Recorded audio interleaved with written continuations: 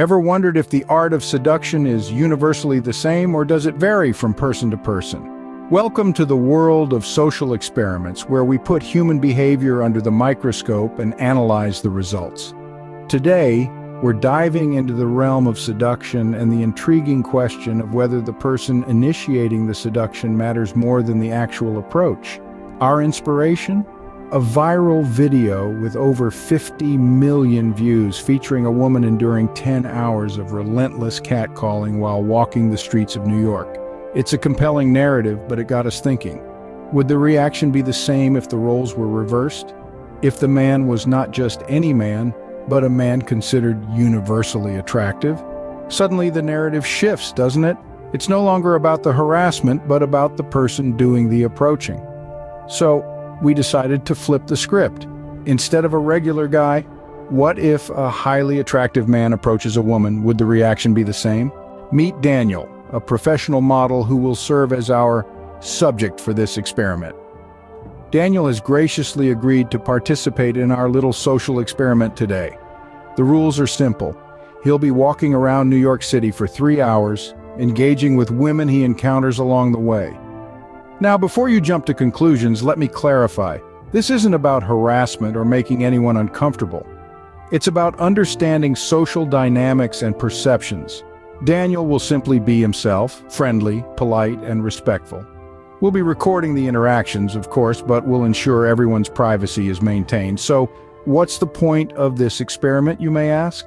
Well, we're trying to examine the very essence of attraction and interaction. We're looking at how the same actions, when performed by two different individuals, can elicit entirely different reactions. In essence, we're exploring the fine line between desired attention and perceived harassment. How will we do this? Well, Daniel will be walking around various parts of the city, just like any other pedestrian. He'll strike up conversations, give compliments, and generally interact with women he crosses paths with. We're not scripting any of this. Daniel will simply be genuine, and we'll see how people respond. Remember, this isn't about proving a point or pushing an agenda. It's about observing and understanding social dynamics. It's about seeing how different factors, such as physical attractiveness, charisma, and approach, can influence perceptions and reactions. We're not trying to invalidate anyone's experiences or feelings. We understand that harassment is a real and serious issue. But we're also interested in exploring the nuances of human interaction and the factors that shape our perceptions. So as Daniel embarks on this 3-hour journey across the city, let's keep an open mind. Our hope is that this experiment will spark conversations, challenge assumptions, and perhaps even lead to some interesting insights about human behavior. Now let's see what happens when a highly desirable man walks the streets of New York. After 3 hours of walking, the results were quite surprising. The reactions that Daniel received were a stark contrast to those depicted in the viral video. Women not only responded positively to Daniel's greetings, but some even initiated interactions themselves. Smiles, friendly banter, and reciprocal greetings were the norm rather than the exception. This brings us to a thought-provoking question. Why were the reactions so different in the two scenarios? Is it simply because Daniel is a professional model, or is there something more at play here? Let's dive a little deeper.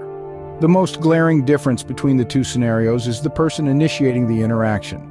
In the viral video, the woman was approached by various men, most of whom she didn't know.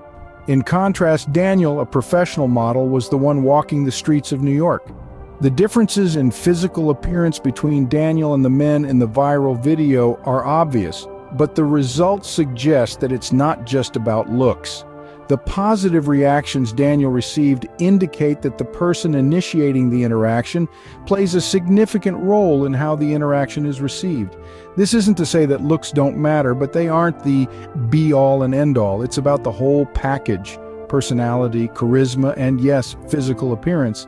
This experiment also sheds light on societal norms and expectations. It's often assumed that women are constantly on guard, wary of any man who approaches them. But as this experiment shows, that's not always the case. When approached by someone they find attractive or intriguing, many women respond positively. This isn't to condone or justify harassment or unwanted advances. It's to illustrate that the dynamics of interaction aren't as one-sided or simplistic as they're often portrayed. The person initiating the interaction, their demeanor, and the context in which the interaction takes place all come into play. So it seems when it comes to seduction, who you are matters more than what you do. Intriguing, isn't it?